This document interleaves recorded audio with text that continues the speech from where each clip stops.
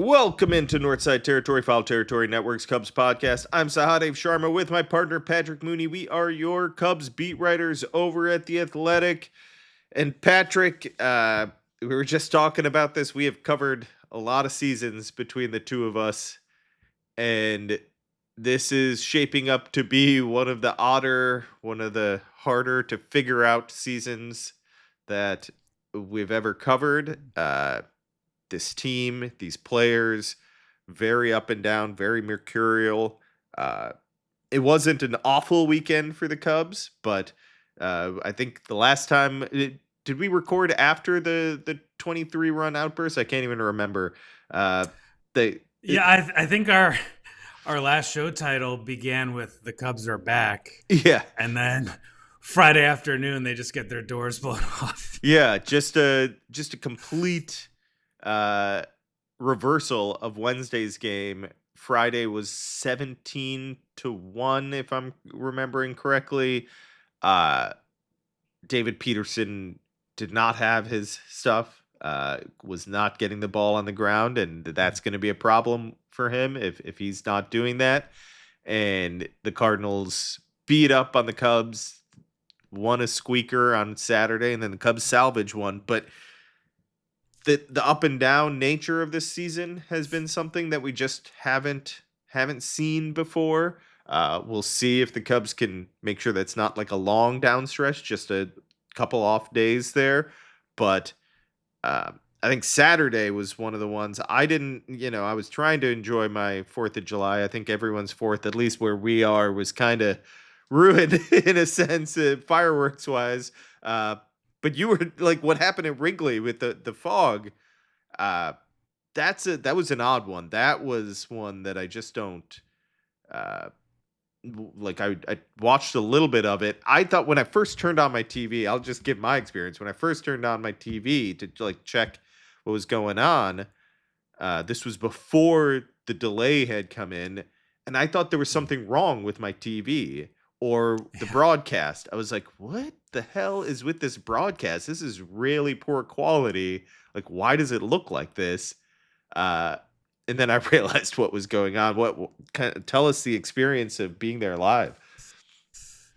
Yeah, as you know, the press box has a great view of the whole field, the stadium, the skyline, the scoreboard, and obviously, from field level, from a player's perspective, it can be different with the lights and things like that. And, there are certain points on TV I thought it didn't look as bad. And then, as Pete Crow-Armstrong later said, like it was kind of rolling in and out periodically. And at first I thought, is this like, a fireworks deal?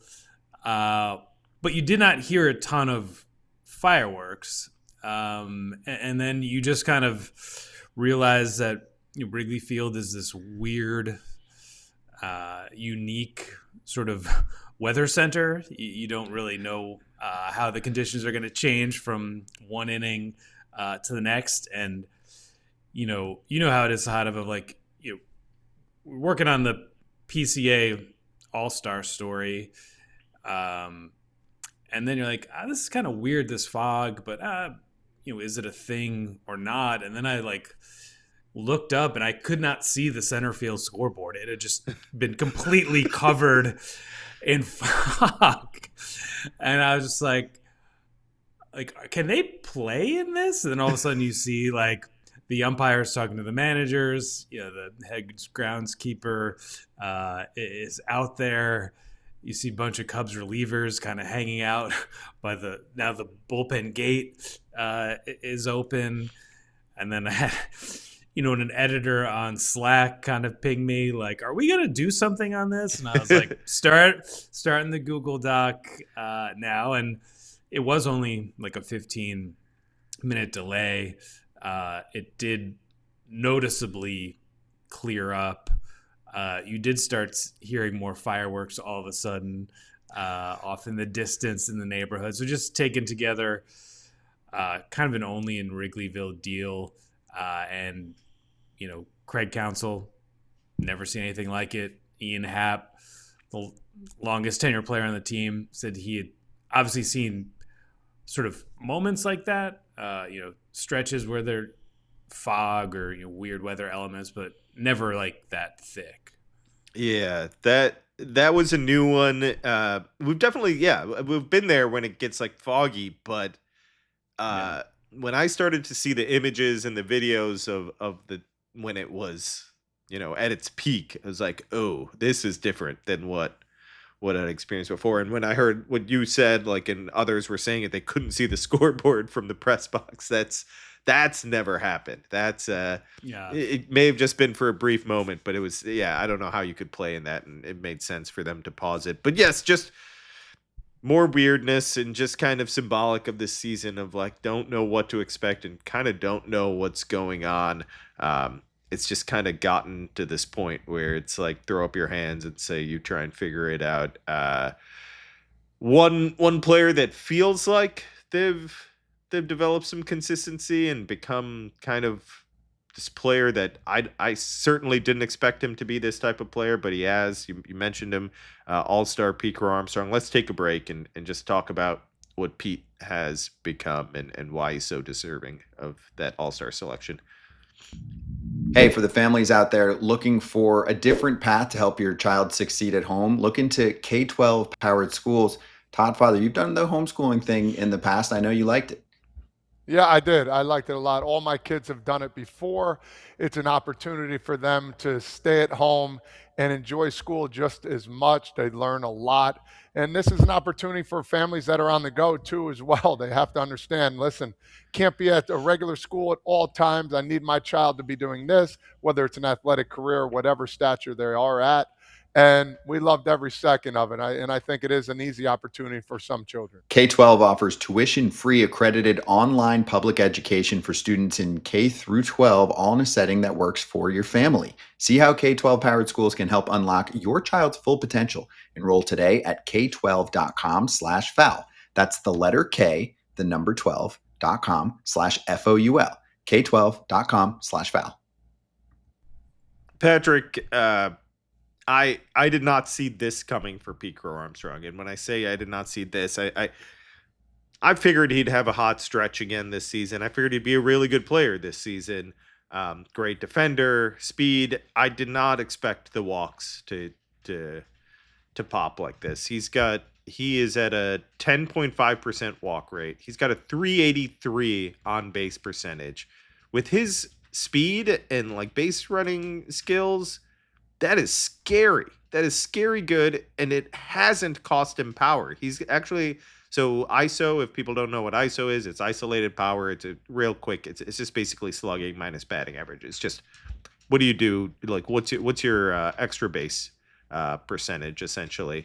And he's actually a tick above last year, 235 versus 234. So it hasn't cost him power, and he's taking walks. He's much more selective. He talked about it. Council and Jed talked about it on Friday. It's something that he says kind of clicked over the course of the season. It was like one pitch. He's just looking for one pitch now. It doesn't, like, he popped up a Rysel Iglesias slider. Iglesias doesn't throw sliders to lefties very often. Pete's looking for a fastball or a changeup in that situation. I'm going off memory, so forgive me if I got getting the pitch mix wrong here. But and he saw first pitch, hanging slider, swung at it, popped it up, and missed it, and comes back to the dugout. How did I miss that pitch? It was a meatball.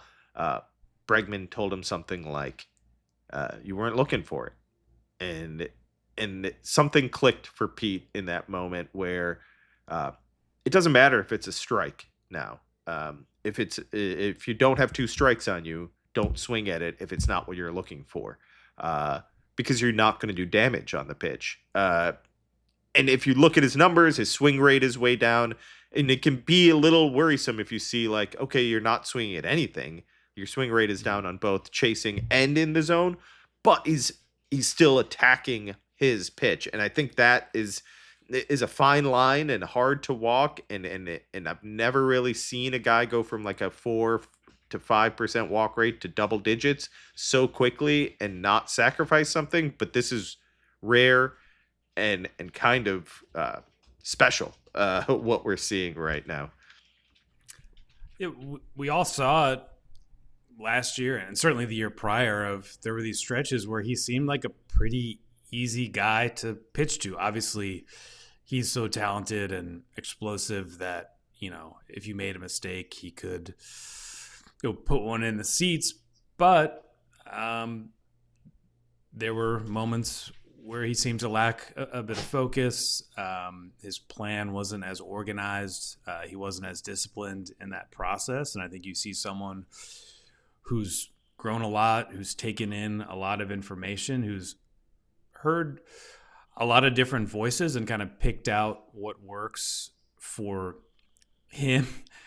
And it's wild. He's surrounded by all these players who are far more experienced. It's a very veteran-laden lineup, but he's the one who's hardest to get out, who seems to be the most locked in, from pitch to pitch, at bat to at bat, game to game, and he's really carried them in June. And I mean, that month was absurd.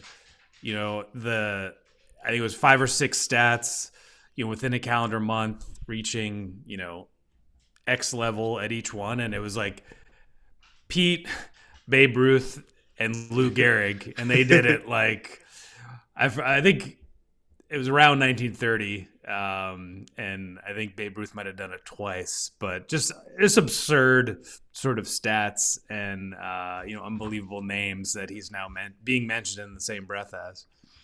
Okay, let's make this our Daily Dingers segment presented by FanDuel. I just want to talk about how this weekend was so representative of how Pete. One thing that Pete said to me that stood out. He said he watched Ian Happ. I know he's a polarizing figure, but he always respected how Happ would go in slumps, but he'd take his walks. He'd be getting on base. There's value in that. Pete was not doing that. If Pete slumped, now the value for Pete when he slumps is defense. But is there a way you can be valuable if you're not hitting? And this is it. Did he crush the ball this weekend? No, he had 4 hits. It was a perfectly fine weekend. He had 4 singles. And then he had 2 walks and he got hit a couple times. He was getting on base. Like his on base percentage is, like I said, 383. Like when you have a guy with what he can do, getting on base regularly, and it was funny. There's, apparently Jed told him in the off season or before in spring training, whatever, the home runs are nice, but you're most valuable when you're on first base. I don't know if that's exactly true. Craig kind of bristled at that. He's like, no, the home runs are better. They're a big deal, yeah. But Craig said, he's like, maybe what he means is this. You only have 30, 35 homers. That's 600 plus other plate appearances. What are you going to do with those? Because you're not going to hit, a home run every single time up. It's a small percentage of your plate appearances. What can you do in those other plate appearances? And if you can find a way to get on base, especially now that he's at the top of the lineup, you're talking about a player that, there's a handful of players that you could say are better than him right now in the league. That's huge. That is huge for him. That's huge for this organization and this lineup. Like the offense kind of revolves around him. I think you wrote it. He's the straw that stirs the drink right now. Yeah, I just was like, I'll use the old quote attributed to Reggie Jackson, because like all of these huge names are kind of circling around Pete, of like, whether it's the Babe and Lou Gehrig, looking at his WAR numbers, like, basically the most valuable position player in baseball right now. I think Shohei obviously probably have a higher WAR overall, but other than that, he's right in that mix. He was probably not going to win a popularity contest in the fan voting, but this certainly wasn't like, oh, you have to be on the team because every team on the All-Star team because every team has to have a representative. It's like, this guy is easily an MVP candidate, and if he can do something similar to this on a consistent basis, he's going to be an MVP candidate every year for the rest of his peak. Yeah. I mean, because if you're talking about on-base skills, power, and arguably the best defender in the world, like this is, I think this is once again Pete sort of bailing out the Cubs. Like he's easily the most like valuable asset they have in their organization, I guess, besides like Wrigley Field itself. Like the person who makes this all go, like they have a 10-game losing streak, just an awful month, and he comes back with like one of the best months you could possibly imagine individually. It's been impressive, and it kind of fits within the season. Like Pete, did not look great at the start of the season, and he got that big contract, and there are times where he doesn't look like super happy, but that's just how he's wired. He has that edge to him for sure. Northside Territory is brought to you by FanDuel. Baseball fans, the MLB season is in full swing, and FanDuel is giving you a chance to call your shot with daily dingers. Excuse me. Joining the action is easy. Just make your free pick on who's hitting a home run in their game, and if you're right, you'll get a profit boost to use on your next bet for a chance at extra winnings. It's oh man. Sorry about that. Yeah, I'm good. It's just another reason why FanDuel is the home run of home runs. Oh, man, this is the hardest read I've ever had to do, but we're going to get through it. So are you ready to play your game? Head over to FanDuel.com/podcast to get started. That's FanDuel.com/podcast to opt in for daily dingers and make your free pick on who's hitting homer. Play ball and swing for the fences on FanDuel, an official partner of Major League Baseball. This episode is brought to you by FanDuel. Baseball fans, the MLB season is in full swing, and FanDuel is giving you a chance to call your shot with daily dingers. Joining the action is easy. Just make your free pick on who's hitting a home run in their game, and if you're right, you'll get a profit boost to use on your next bet for a chance at extra winnings. It's just another reason why FanDuel is the home of home runs. So, are you ready to play your game? Head over to FanDuel.com/podcast to get started. That's FanDuel.com/podcast to opt in for daily dingers. Make your free pick on who's hitting a homer. Play ball. Swing for the fences on FanDuel, an official partner of Major League Baseball. No purchase necessary. Opt-in required. Bonus issued as non-withdrawable profit boost tokens. Restrictions apply, including any token expiration and max wager amount. See terms at sportsbook.fanduel.com. Gambling problem? Call or text 1-800-GAMBLER.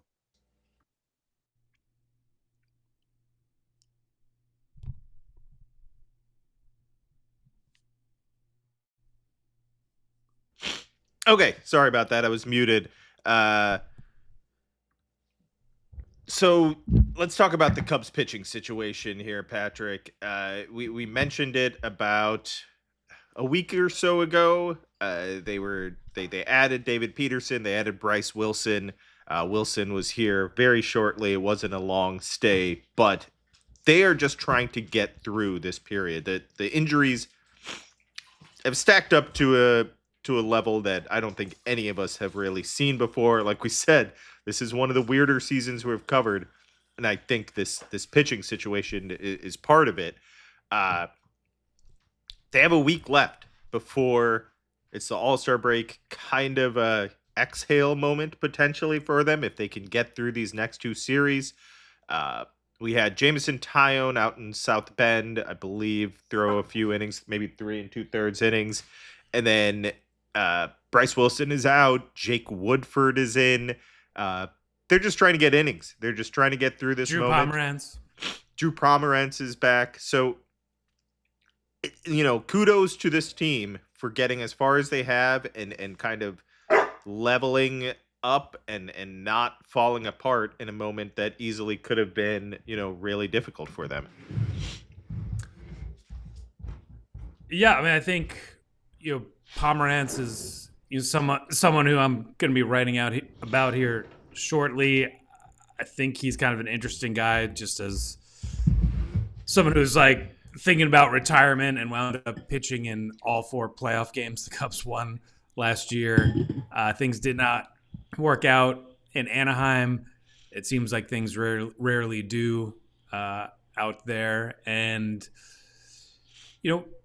he acknowledged that, like, the Cubs know what it looks like when he's going right, like the checkpoints, the feels, the kind of thought process. Like, they are all on the same page there. The manager has a long history with him. It's going to give him every opportunity.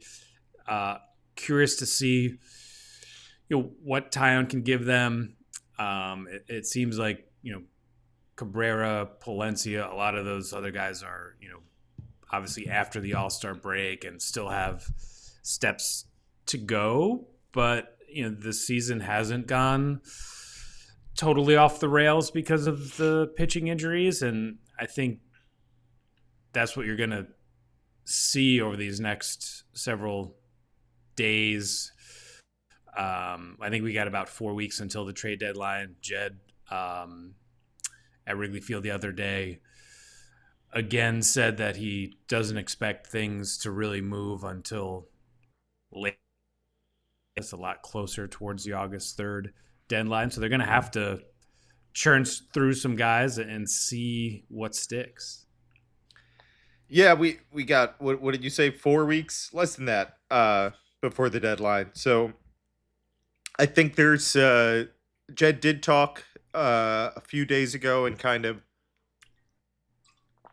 sorry, I don't want to start a coughing fit again. Jed did talk a few days ago and kind of address the idea of, what type of deadline they could have. It's different if you're 1 game over 500 and 5 games back of the division, and 10 games over 500 and 5 games back of the division, right? Like that, like where you are, even not relative in the standings, can impact things. So I think there will be pitching added. What level of pitching it is what the question is. And that's not coming for a little bit. So let's see what they can do to get by in these next few weeks. But this week is a big one. If you can go, 4-2, that's a huge win for the end of this season and this stretch here. We'll see where they are come the All-Star break, but I think this is a big moment for them. And if they can get through, I think Cubs fans should be feeling very optimistic about where their team is and how they're doing. All right, let me take one more drink of water and I'll wrap this up. I don't know. There's like something in my throat here, so we're gonna get through this quickly. You need to get to the All-Star break, man. Yeah. Thanks so much for listening. This is Northside Territory. Make sure to rate, review, subscribe to the YouTube channel and subscribe to The Athletic, where Patrick and I are on top of all things Cubs. Thanks for listening and watching, everyone. Take care.